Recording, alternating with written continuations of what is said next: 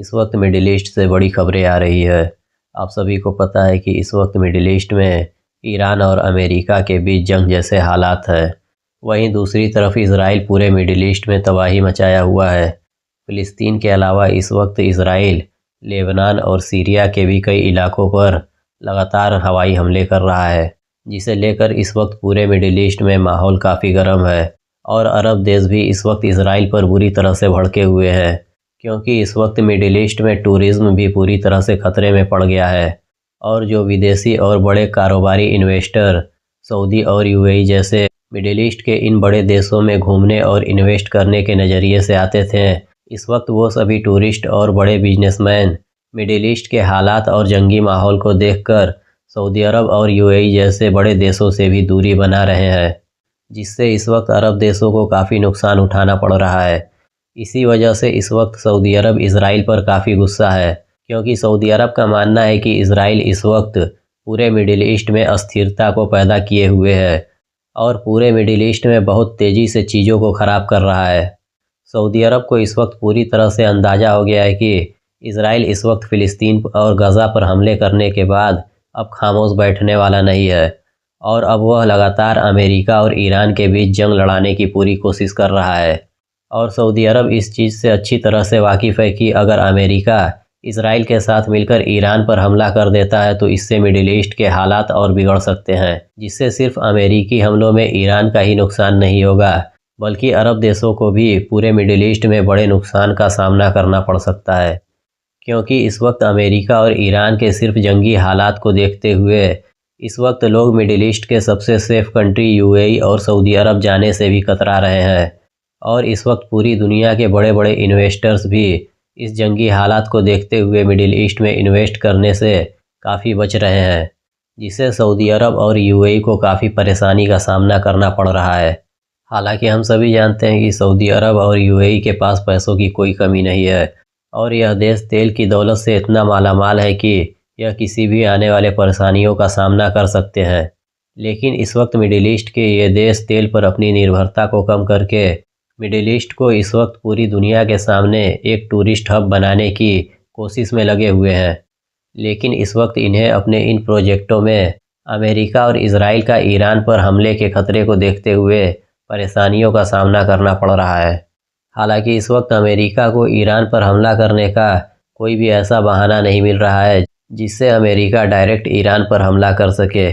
इसीलिए इस वक्त अमेरिका पूरी दुनिया को यह दिखाने के लिए कि वह ईरान से बातचीत करने के लिए तैयार है, ट्रंप ने ईरान के सुप्रीम लीडर अली खामनेई से मिलने की अपनी इच्छा को जाहिर किया है। वहीं इस वक्त ईरान के विदेश मंत्री भी अमेरिकी अधिकारियों से बातचीत के लिए जेनेवा में मौजूद हैं, और इस वक्त एक बार फिर से अमेरिका और ईरान के बीच दूसरे दौर का बातचीत शुरू होने जा रहा है। हालांकि पिछले बार अमेरिका और ईरान के बीच अबू धाबी में हुए बैठक में कोई नतीजा नहीं निकला था, जिसके बाद फिर से दोनों देशों के बीच दूसरे चरण की बातचीत को लेकर जेनेवा में एक बार फिर से मीटिंग होने जा रहा है। और अब देखना यह है कि दोनों देशों के तनाव के बीच क्या इस मीटिंग में भी कोई हल निकल पाता है, या फिर इजराइल के अमेरिका पर दबाव बनाने की वजह से दोनों देशों के बीच फिर से एक बार यह मीटिंग फेल होने जा रहा है। माना जा रहा है कि अगर इस बार अमेरिका और ईरान के बीच यह मीटिंग फेल होता है तो फिर अमेरिका मिडिल ईस्ट में जिस तरह से अपने एयरक्राफ्ट कैरियर को तैनात कर रहा है और ज़मीनी रास्तों से भी इस वक्त पूरे मिडिल ईस्ट में अमेरिका ईरान को जिस तरह से घेर चुका है, दोनों देशों की एक छोटी सी भी गलती इस वक्त पूरे मिडिल ईस्ट को जंग का मैदान बना देगा। हालांकि एक चीनी प्रोफेसर ने खुलासा किया है कि अमेरिका और ईरान के बीच सीधे जंग कभी नहीं होगा। भले ही अमेरिका इस वक्त पूरे मिडिल ईस्ट में अपनी सेना को तैनात कर चुका है, लेकिन वह डायरेक्ट ईरान पर कभी हमला नहीं करेगा, और ना ही ईरान कभी भी अमेरिकी सेना और अमेरिकी एयरक्राफ्ट कैरियर पर डायरेक्ट हमला करने वाला है। लेकिन चाइनीज़ प्रोफेसर ने कहा कि फिर भी अमेरिका और ईरान के बीच एक बड़ा जंग हो सकता है, क्योंकि इसके पीछे इजराइल की रणनीतिक जंगी कूटनीति हो सकता है। और इस वक्त इजराइल अमेरिका और ईरान को लड़ाने के लिए जंगी कूटनीति को अपनाते हुए इस वक्त अमेरिका और ईरान में से किसी पर भी हमला करके दोनों देशों के बीच यह गलतफहमी पैदा कर सकता है कि दोनों देशों ने अमेरिका और ईरान एक दूसरे पर हमला किया है, जिससे मिडिल ईस्ट में अमेरिका और ईरान के बीच जंग शुरू हो सकता है। इस चीनी प्रोफेसर का यह भी कहना है कि जिस तरह से इजरायली प्रधानमंत्री नेतन्याहू अमेरिकी दौरे पर जा रहे हैं और लगातार अमेरिका के साथ मिलकर ईरान पर हमले की रणनीति बना रहा है, इसमें अमेरिका और इजराइल के बीच यह भी रणनीतिक साझेदारी हो सकता है कि अमेरिका इजराइल से यह कहे कि पहले इजराइल किसी भी बहाने से ईरान के साथ जंग छेड़ दे और वह ईरान पर कोई बहाना बनाकर बड़ा अटैक कर दे, जिसके बाद अमेरिका खुद ब खुद पूरे मिडिल ईस्ट में अपनी अमेरिकी सेना को ईरान पर हमले करने का आदेश दे देगा, जिससे दुनिया को यह शक भी नहीं होगा कि अमेरिका ने ईरान पर डायरेक्ट हमला किया है और दुनिया के कोई भी देश ईरान पर हमले को लेकर डायरेक्ट अमेरिका पर उंगली नहीं उठा पाएंगे, जिससे एक बार फिर से अमेरिका का इमेज वेनेजुएला पर कब्जे को लेकर जो खराब हो चुका है, एक बार फिर से खराब होने से बच जाएगा और किसी को शक भी नहीं होगा कि अमेरिका ने ही ईरान पर हमले की शुरुआत की है। और इस वक्त हुआ भी कुछ ऐसा ही, क्योंकि चीनी प्रोफेसर के इस बयान के बाद ही बेंजामिन नेतन्याहू, जो इस वक्त अमेरिकी दौरे पर गया था, वापस आते ही ईरान को बिना वजह चेतावनी देना शुरू कर दिया है और नेतन्याहू ने ईरान पर दबाव बनाया है कि ईरान अपने बैलिस्टिक मिसाइल के विकास को तुरंत रोक दे और अपने बैलिस्टिक मिसाइलों को और विकसित न करे, क्योंकि यह इजराइल के लिए पूरी तरह से खतरा है। एक तरफ अमेरिका लगातार ईरान पर यूरेनियम संवर्धन और न्यूक्लियर बम बनाने को लेकर दबाव बना रहा है, वहीं दूसरी तरफ अब इजराइल ईरान के मिसाइल प्रोग्रामों को लेकर लगातार ईरान को धमकियां दे रहा है। लेकिन इन सब के बीच ईरान ने अमेरिका और इजराइल को दो टूक कह दिया है कि वह अपने यूरेनियम संवर्धन को कंट्रोल करेगा और न्यूक्लियर हथियार बनाने से ईरान पूरी तरह से परहेज करेगा। इसके लिए ईरान ने अमेरिका से यहाँ तक कहा है कि अगर अमेरिका ईरान से अपनी पूरी तरह से पाबंदियों को हटा लेता है तो ईरान अमेरिका के न्यूक्लियर डील को मानने के लिए पूरी तरह से राजी है, जिसके लिए अमेरिका कई दहाइयों से ईरान पर पाबंदियां और दबाव बना रहा है। उस चीज़ को लेकर ईरान ने कहा है कि अब वह अमेरिका के साथ इस डील पर पूरी तरह से तैयार है, लेकिन ईरान ने अमेरिका और इजराइल को साफ चेतावनी दिया है कि ईरान अपने मिसाइल प्रोग्रामों और बैलिस्टिक मिसाइल के विकास को लेकर कोई पाबंदी नहीं सहेगा और ना ही ईरान अमेरिका और इजराइल के कहने पर अपने मिसाइल प्रोग्राम को बंद करेगा, जिसे लेकर अमेरिका और ईरान के बीच यह डील खतरे में पड़ता हुआ दिखाई दे रहा है।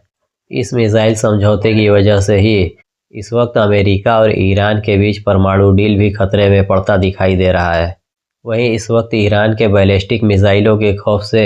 इजराइल इतना डरा हुआ है कि वह अपने इजरायली एरोस्पेस डिफेंस कंपनी में, जो एक अमेरिकी एरोस्पेस इंडस्ट्रीज़ का इजरायली कॉपी है, जिसमें इजराइल अपने हाई प्रोफाइल हथियारों को विकसित करता है, इसी इजरायली एरोस्पेस डिफेंस कंपनी में इजराइल ने अपने चौथे और अपग्रेड एरो एयर डिफेंस का टेस्ट करना शुरू कर दिया है।